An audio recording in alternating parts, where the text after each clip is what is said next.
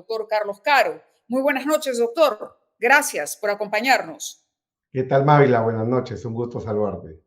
Conocida la declaración o buena parte de la declaración, no toda, de Kalim López, ¿cuál es la sensación que a usted le queda y cuáles son los delitos que se pueden establecer aquí? ¿Cuál es la figura penal que se va configurando al margen de que ella básicamente se haya referido a un caso de lavado de activos o haya querido circunscribir su participación a un caso de lavado de activos en el supuesto de que recibe un dinero de aparente origen ilícito? Sí, acá hay que analizar la situación teniendo en cuenta cómo funciona la colaboración eficaz. El colaborador eficaz es una persona que se rinde ante el Estado, ¿no? Acepta su culpabilidad y ese es el punto de partida para poder trabajar en un proceso de colaboración eficaz. A los abogados hay veces, cuando no les gusta lo que dice el colaborador, acuden a conceptos aspirante, postulante, tratando un poco de denigrar el sentido de la información que el colaborador eficaz pueda proporcionar.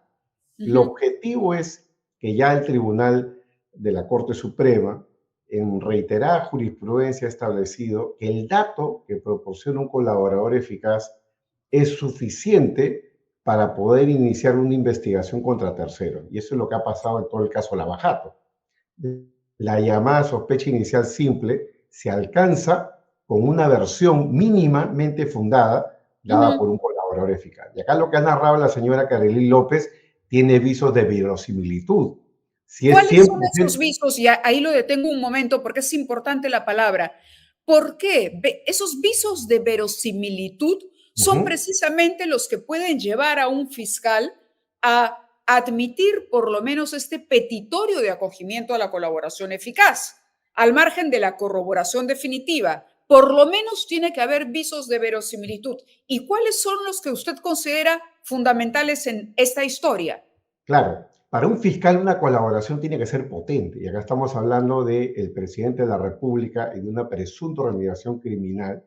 Y los visos de verosimilitud tiene con la relación que ha tenido la señora Karelyn López con el señor Pacheco, que es el secretario del presidente, con el propio presidente, con las reuniones que se han dado en Palacio de Gobierno, las reuniones que se han dado en la Casa de Breña. Entonces ya esa cercanía, esa intimidad entre la señora Karelyn López, el entorno presidencial y el propio presidente son un punto de partida para, por decirlo en términos simples, parar la oreja y decir, oye, puede ser que esté diciendo la verdad, porque organizó la fiesta de la hija, organizó la fiesta del presidente, se ha reunido con el gerente en Petroperú, a la vez el gerente de Petroperú se ha reunido con el presidente y con la señora Karelyn López y el señor Pacheco en Palacio de Gobierno. Es decir, son demasiadas coincidencias donde todos han estado negando, han estado en una posición de negacionismo hasta el día de hoy, y lo que vemos es que al final se quiebran los imputados y empiezan a narrar y empiezan a contar y a dar información que va alimentando, digamos, de verosimilitud esta versión inicial que tiene la señora Karelyn López. De acuerdo. ¿Qué figura entonces? ¿Usted cree que más allá de lo que ella admite, su situación legal se podría complicar a pesar del aporte que haga? Y de que Vamos a sí, ver, un hay que ver. colaborador eficaz realiza una suerte de preacuerdo con la fiscalía. Es decir, tiene que acá acreditarse mínima información para que se llegue a un preacuerdo con la fiscalía donde se le garantice que no va a ir presa, que no le van a quitar sus bienes y sobre todo en una eventual sentencia condenatoria la pena va a ser suspendida o incluso se le puede redimir la pena, que es como una suerte de perdón judicial. Sí. Lo que ella ha narrado en bruto, porque todavía hay que netear la información y corroborarla desde luego, es la presunta existencia de una organización criminal donde el presidente ocupa una posición dentro de la pirámide, una posición de la cúpula de la pirámide, porque es el personaje más importante, y el presidente con un entorno de personas permiten que operen determinadas personas en el ámbito de lo que se llamaría una organización criminal.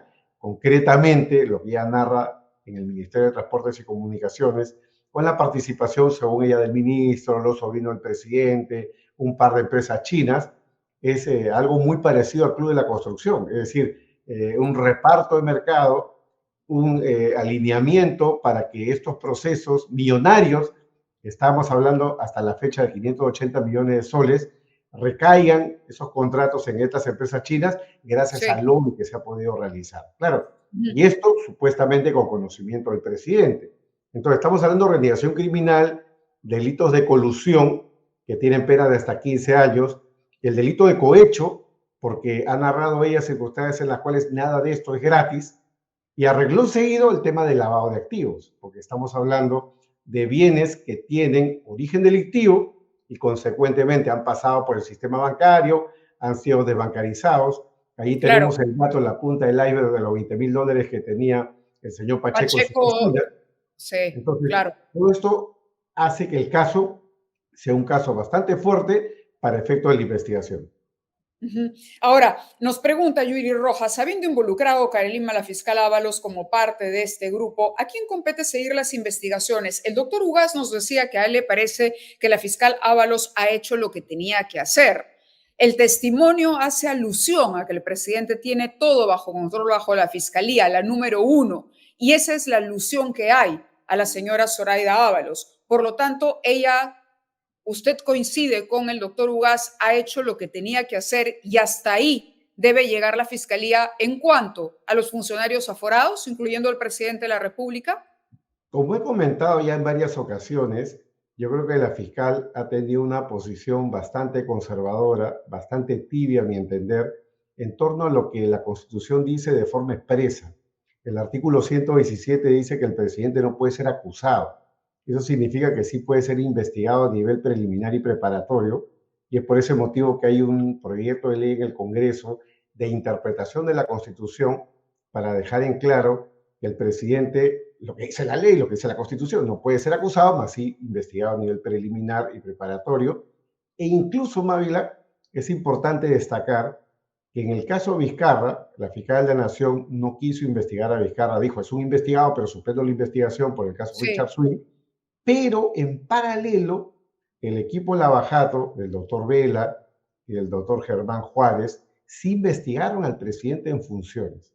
Investigaron al presidente en funciones a raíz de la colaboración eficaz de las empresas ICSA y Obrainsa. Lo que quiero decir es que la interpretación de la fiscal de la Nación no coincide con la interpretación que le ha dado el equipo Lavajato en el caso de mención, el señor Vizcarra. Entonces, podría suceder que en un cambio de mando dentro de la Fiscalía de la Nación pueda, digamos, dar cierta interpretación, o si sale una ley de interpretación constitucional, se tenga que admitir que el presidente sí puede ser investigado a nivel preliminar y preparatorio, y eso no es poca cosa, porque si pasamos a la preparatoria, por ejemplo, teóricamente hablando, un fiscal puede solicitar no la vacancia del presidente, sino la suspensión en el cargo, que es lo que le pasó al ex fiscal de la Nación Chávarri. Fue procesado, fue investigado y vía una medida cautelar que concede el Poder Judicial, se le suspende en el cargo. Eso no es vacancia presidencial, eso es una medida cautelar, porque si tenemos a un funcionario público que aparentemente podría significar un riesgo para los bienes jurídicos de la administración pública, no vamos a poner al gato de despensero, ¿no? Entonces, tenemos que Ujú. sacarlo del cargo, por lo menos por un periodo de tiempo, para que la investigación pueda continuar su curso regular. Entonces, no es poca cosa lo que se está discutiendo acá, y la posición de la fiscal es una posición, a mi juicio, respetable, pero una posición tibia, conservadora, que prácticamente hace que el presidente sea un intocable, y peor aún porque la carta del 93 es una carta que ya caducó, ¿no?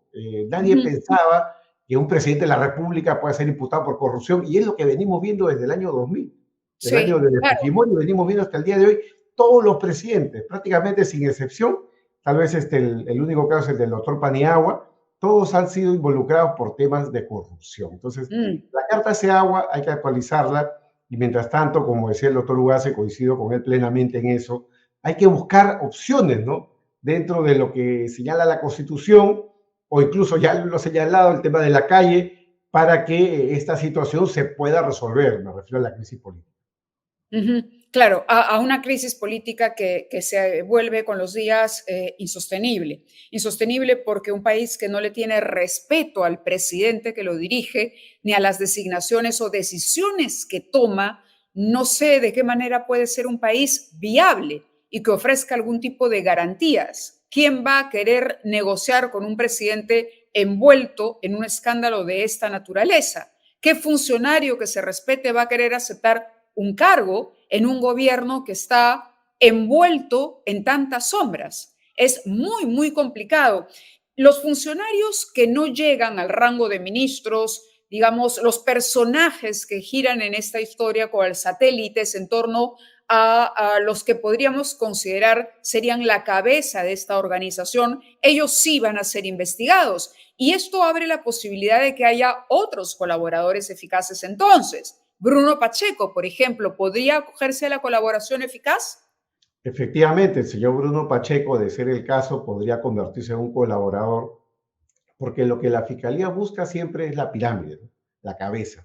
Si la Ujú, misión de la colaboración eficaz es desbaratar una organización criminal, y en este caso la hipótesis es de que el presidente sería parte de la misma, entonces evidentemente el señor Pacheco tiene un puente de plata, un puente de oro para poder acogerse a la colaboración eficaz, si es que eso forma parte de su estrategia de defensa, porque ese cálculo entre ser colaborador o defenderte hasta el final con la negación es un cálculo que requiere una buena asesoría jurídica, ¿no? Porque muchas veces los ujú, abogados son optimistas y dicen, no, acá no hay prueba, no hay nada, y a la hora de la hora ya sabemos cómo terminan esos procesos, ¿no? ujú. Acusaciones, condenas, etcétera. Entonces, creo que la puerta está servida, la puerta está abierta para una colaboración y tal vez nos vamos a encontrar en un escenario en los próximos meses en los cuales haya más colaboradores eficaces en la misma dirección. Ujú. Acá tengo justamente declaraciones que la lobista Karelyn López ha señalado ante la fiscalía. Esto ha sido el 22 de febrero. Ella tuvo una llamada perdida de la exalcaldesa de la municipalidad de Villa María del Triunfo, Silvia Barrera. La comunicación se concreta por la noche. En ese diálogo, esta mujer, que es cercana precisamente a quien estamos hablando, al ex secretario del presidente Bruno Pacheco, le pedía no rendir testimonio. No estés hablando porque te están engañando. No hagas tonterías. Todo está tranquilo. El doctor Nagasaki te va a llevar a eso, a que hables, porque ellos están con Keiko Fujimori. Piensa en tu familia. Si no has hecho nada, no tienes que hablar de nada. Ese fue el mensaje. ¿Este tipo de información se consideraría una amenaza a la señora López? Claro, sin duda alguna, esta es una suerte de presión, una suerte de amenaza, una forma de chantaje para tratar de presionar a un testigo, a una persona que va a declarar. Y en términos procesales, esto equivale a lo que llamamos el peligro procesal, ¿no? Si esta señora fuera emplazada, investigada, como que lo está seguramente en este momento, ese acto, esa prueba, puede jugar en su contra para una medida cautelar relativamente leve, como un impedimento de salir del país o incluso, en el peor de los casos, una detención preventiva. Ujú, ujú. Ahora, ya desde el plano político le hago la pregunta, yo sé que ustedes son especialistas en la materia legal, pero dada la experiencia y dado lo que usted ha dicho, que los últimos presidentes de nuestro país, todos se han visto envueltos en casos de corrupción y eso nos ha llevado a todos a poner el ojo precisamente en una terminología legal que parece con el tiempo ser parte de nuestro vocabulario cotidiano, ¿no? Hoy hablar de prisión preventiva, creo que todos sabemos más o menos que es una prisión preventiva. Y eso es debido justamente a los escándalos. ¿Qué debería hacer una institución o un poder como el Congreso de la República, pese a que hay congresistas implicados en esta historia? Sí, Mávila, acá hay, yo creo que varios escenarios posibles. Ya hemos dicho que el escenario judicial, el de la Fiscalía, de momento está cerrado, está trabado, porque Sí. por más que se considere el presidente como investigado, no se le puede investigar a juicio de la Fiscalía de la Nación. Con lo cual, el Congreso también, en cierto modo, está atado, porque el 117 de la Constitución dice que el presidente no puede ser acusado por delitos ni por grave infracción a la Constitución, salvo los casos del 117. Por ejemplo, el de traición a la patria. Hoy día hemos visto hasta en las noticias de que la subcomisión correspondiente ya se ha emitido un informe aconsejando que el presidente sea acusado por Sí. traición a la patria por el tema de supuestamente ofrecer una salida al mar a Bolivia. Ese es un caso específico, pero digamos, fuera de una situación tan excepcional como esa, el presidente no puede ser tocado por el caso Karelyn López, con lo cual Mm, lo único que tenemos sobre la mesa es lo que yo llamo el botón rojo, la vacancia presidencial, ¿no? Entonces tenemos una situación extrema, ¿no? O lo consideramos a Castillo como investigado, pero no lo investigamos penalmente, o el botón rojo, porque el Congreso no tiene opciones intermedias, salvo que desarrolle la idea de de la esta suspensión. acusación posible contra el presidente por el tema de Bolivia, pero que parece, o por lo menos luce muy ridícula para poder vacar un presidente. Exacto, a Es eso una iba, acusación porque muy vaga, muy mañana más tarde, genérica, el no es tan Congreso también contundente. claro, se expondría a un abuso, a un ejercicio de interpretación antojadiza de la Constitución para la vacancia de un presidente elegido democráticamente. Exactamente, y es probable que si, por ejemplo, ¿no? El señor Castillo cesara en el cargo producto de esta declaración, digamos que podríamos decir desafortunada sobre el tema Bolivia, el Tribunal Constitucional revierta la decisión en un corto plazo, porque apreciaría que no hay proporcionalidad y especialmente porque lo que dijo en aquella entrevista el señor Castillo era muy vago, muy genérico, Claro. habló de ayudar a Bolivia, a los hermanos, pero nada que implique, oye, voy a regalar territorio peruano a los bolivianos. Nada de eso ha sucedido. De acuerdo. Mariano Trizano nos pregunta, ¿se podría remover a Castillo con menos de 87 votos por otra razón que no sea vacancia? ¿Se le puede suspender al presidente? No es posible desde el punto de vista constitucional. Como decía, la Constitución para el Congreso solamente le abre tres posibilidades, ¿no? Acusarlo por delito, que no puede, acusarlo por grave infracción a la Constitución, que no puede, Mm, o la última opción es la vacancia presidencial. No hay opciones intermedias y ese es lamentablemente el escenario que tenemos. Por ese motivo es que Vizcarra fue vacado. A Vizcarra mm, no se le suspendió en el cargo, sino fue vacado. Una mm. opción intermedia es la que yo defiendo, ¿no? Incluso sin reforma constitucional, que es que la Fiscalía inicie la investigación y de ser el caso en una etapa preparatoria, como el caso de Chávarri, se pueda pedir la suspensión del presidente en el ejercicio del cargo Claro. por Corte Suprema. No estamos hablando tampoco de un juez ordinario, sino por parte de la Corte Suprema. Creo que Claro, son sería la Corte opciones. Suprema la que tendría que decidir que el presidente queda suspendido mientras se desarrolla la investigación. Y en ese caso asumiría la presidencia la señora Boluarte. Exactamente, en ese caso asume la presidencia la vicepresidenta. El señor Castillo seguiría siendo presidente, pero no podría ejercer el cargo durante el periodo de suspensión que ordene la Corte Suprema. De acuerdo, complicado el panorama, doctor Caro, realmente complicado. Vamos a ver cómo avanza. La mayoría del público pregunta por qué demora tanto un proceso de colaboración eficaz. El caso Lavallato lleva tanto tiempo y todavía no se llega a concretar. Se hablan de aspirantes por muchos años. ¿Cuál es el escollo más importante ahí? ¿Usted también cree, como el doctor Ugaz, que se necesita, que se necesita ese tiempo, no limitar, no ponerle límites al tema de la negociación con los fiscales para no castigar a una metodología o a una herramienta que ha servido para desbaratar organizaciones criminales, no solamente en el Perú, sino en todo el mundo, los delatores? Y yo creo, Mavi, que acá hay que reforzar la institución de la colaboración eficaz. Es fundamental para luchar contra el crimen organizado, la corrupción, el lavado de activos, pero hay que poner reglas claras, ¿no? Coincido con el doctor Ugaz cuando hizo ahí, hay que garantizar el derecho de defensa del imputado. Estamos claros, ahí no hay mayor discusión, pero en el tema de los plazos, no podemos aceptar plazos recortados, pero tampoco plazos indefinidos, porque los procesos tienen un tiempo, tienen una duración y como todo proceso tiene que tener una regulación específica respecto a los plazos. Tengamos en cuenta que hay procesos muy complejos que requieren actividades en el extranjero, diligencias, conseguir información de bancos que no están en el Perú y todo eso puede tardar bastantes meses, pero debería de Claro, haber un control más estricto de esos plazos y es algo que lamentablemente no se prevé como mecanismo en la ley. Por ejemplo, ¿no? Si Juan Pérez ha sido delatado por María, el proceso de colaboración eficaz de María puede durar 3, 4, 5 años y de pronto Juan Pérez ya fue sentenciado sin que la colaboración eficaz haya sido cerrada.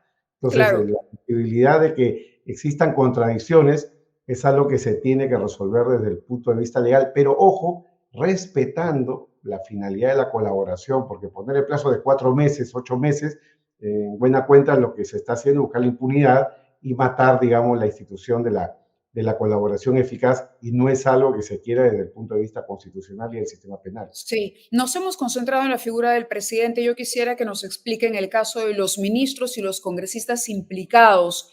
¿También hay esa protección legal? Bien, en el caso de los congresistas, esto es algo, digamos, interesante, la protección es cero, porque recordemos que solamente existe protección por delito de función. Y en este caso, en la medida que ellos habrían intervenido, participado en hechos que no forman parte de su ámbito funcional, esos delitos tendrían que estimarse como delitos prácticamente comunes. Y Ujú. como delitos comunes, conforme a la reforma constitucional que se hizo en el año 2020, ya no tienen ningún fuero especial, podrían pasar a ser investigados por la Fiscalía de forma directa, incluso ya sin pedirle permiso al Congreso, ¿no?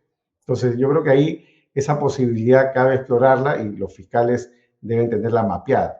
Y en el caso de los ministros, si estamos hablando del ministro, por ejemplo, que tenga competencia sobre el caso, ¿no? Estoy hablando de transportes y comunicaciones, ahí sí habría un tema de delito de función y la única vía sería el antejuicio constitucional, ¿no?